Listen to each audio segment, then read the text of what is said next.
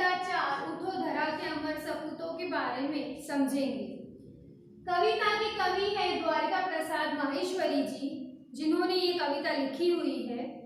और साहित्य प्रकार, कविता का जो प्रकार है वो है समूह गान, संगान। समूह गान का मतलब होता है, समूह का मतलब होता है ग्रुप, गान का मतलब होता है गाना, सिंग करना, गीत यानी कि।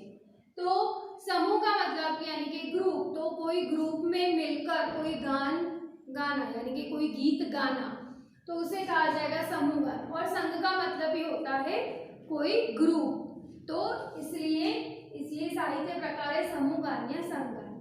अब हम माहेश्वरी जी के बारे में जानने जाए तो इनका जन्म 1 दिसंबर को आगरा में 1916 में हुआ है, उत्तर प्रदेश रोहता में।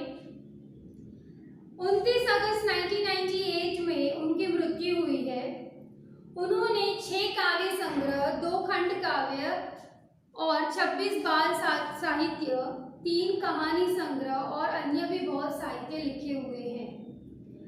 उन्होंने पुनः निर्माण करो, माँ, वसंत ऋतु, हम सब सुमन, एक उपवन के, ये सारी उनकी प्रसिद्ध कृतियां हैं। प्रसिद्ध कृतियां यानी कि इनकी बहुत फेमस राइटिंग की हुई, ये लिखी हुई, खुद से लिखी हुई जो बुक्स हैं, कविताएं हैं, वो बहुत प्रसिद्ध हैं यानी कि बहुत फेमस हैं। अब यहाँ पर कवि हमें उठो धरा के अमर सपूतों जो काव्य है उसके द्वारा हमें समझाने क्या जा रहे हैं कि हमारा देश सदियों तक गुलामी में रह चुका है। अब हमको आज़ादी मिली 15 अगस्त 1947 को। उसके बाद जब आज़ादी मिलने के बाद कवि अमर सपूतों को यानी कि सैनिकों को और हम सबको, भारतवासियों को किस तरीके से भारत का नया निर्माण करने के लिए कह रहे हैं। निर्माण करना यानी कि क्रिएट करना, उसको नया बनाना, उसको रिन्यूएशन करना यानी कि, तो किस तरीके से नए तरीके से निर्माण करना है, वो संदेश वो सपूतों को, अमर सपूतों को यानी कि हम सबको और सैनिकों को दे रहे हैं, भारतवासियों को दे रहे हैं। इसी तरीके से वो प्रकृति की हर चीज पर नजर डालकर कह रहे हैं कि वो चीज गुलामी में किस तरीके की थी।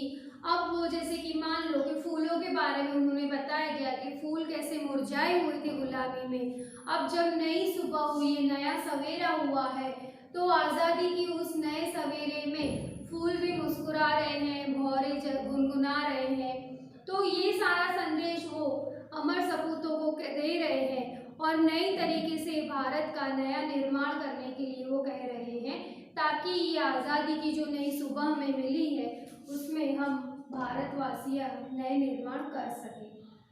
इस तरीके से काव्य में उन्होंने हमें बहुत सारी बातों से नया निर्माण करने के लिए समझाया है और बताया है, जो अब हम काव्य में वर्ड टू वर्ड और लाइन टू लाइन वाइज हम समझने जा रहे हैं। ये काव्य जो है समूह गान है, तो अगर आप इसको गाकर भी अगर पढ़ेंगे तो आपको बहुत अच्छा लगेगा। ये काव्य की जो आपने जो ये वीडियो देखा, इसके रिगार्डिंग अगर आपको कोई भी क्वेरी या क्वेश्चन हो कि कोई वर्ड या कोई लाइन आपको ना समझ में आती हो, तो ऑनलाइन सेशन में ज़रूर पूछिएगा और वर्कशीट जो होगी उसकी PDF फाइल बनाकर मैं आपको भेज दूंगी। तो चलिए पहले हम लाइन टू लाइन और वर्ड टू वर्ड इसका एक्सप्लेनेशन करने जा रहे हैं।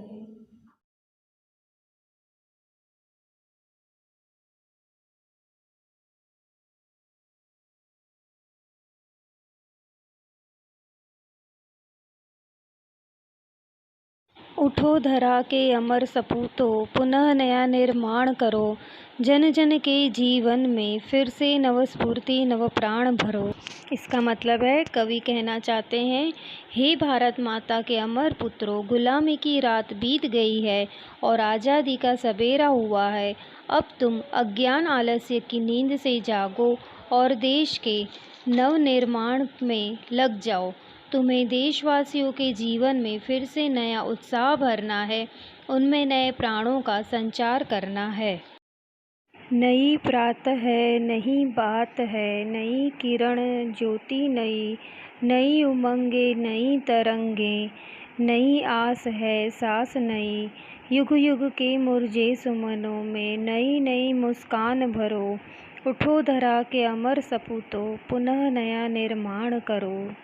कवि कह रहे हैं धरा के सपूतों से, आज़ादी की नई सुबह में नई चर्चाएं हो रही हैं, नए विचारों की किरणें फैल रही हैं। सब अपने जीवन में नए प्रकाश का अनुभव कर रहे हैं। लोगों के मन में नई उमंगें हैं और हौसले की नई लहरें हैं। सबके मन में नई आशाएं हैं। आज देशवासी खुलकर सांस ले रहे हैं। हे देश के सपूतों, तुम्हें युग युग के मुरझाए हुए फूलों को नई मुस्कान देनी है, उन्हें फिर से खिलाना है। डाल डाल पर बैठ विहग कुछ नए स्वरों में गाते हैं। गुनगुन गुनगुन करते भौरे मस्त उदर मंडराते हैं। नवयुग की नूतन वीणा में नया राग नवगान भरो। उठो धरा के अमर सपूतों, पुनः नया निर्माण करो। कवि कहते हैं, आज़ादी की इस सुबह में प्रकृति भी आनंदित है। पेड़ों की डालों पर बैठे पक्षियों के स्वरों में भी नवीनता है। वे भी जैसे खुशी का कोई गीत गा रहे हो।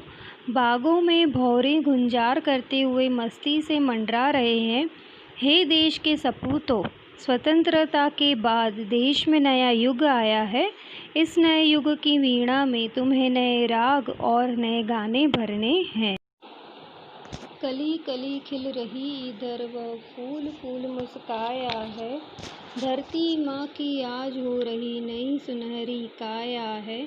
नूतन मंगलमय ध्वनियों से गुंजित जग उद्यान करो। उठो धरा के अमर सपूतों, पुनः नया निर्माण करो। कवि कह रहे हैं, इधर उद्यान में यानी कि बाग बगीचों में कलियां खिल रही हैं और प्रत्येक फूल मुस्कुरा रहे हैं।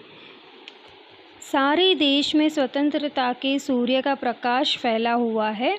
ऐसा लगता है जैसे भारत माँ का शरीर आज सुनहरा हो रहा हो।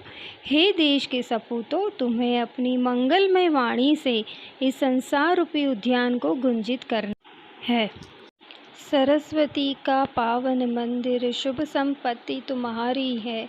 तुमसे हर बालक इसका रक्षक और पुजारी है। शत शत दीपक जला ज्ञान के, नवयुग का आह्वान करो। उठो धरा के अमर सपूतों, पुनः नया निर्माण करो। अब इस तरह यहाँ पर कवि देश के बालकों से कहते हैं कि हमारा देश सरस्वती का पवित्र मंदिर है। यहाँ की कल्याणकारी सारी विद्या ही तुम्हारी संपत्ति है।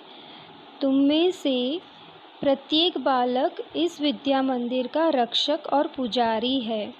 तुम्हें यहाँ ज्ञान के सैकड़ों दीपक जलाने हैं और नए युग का आह्वान करना है।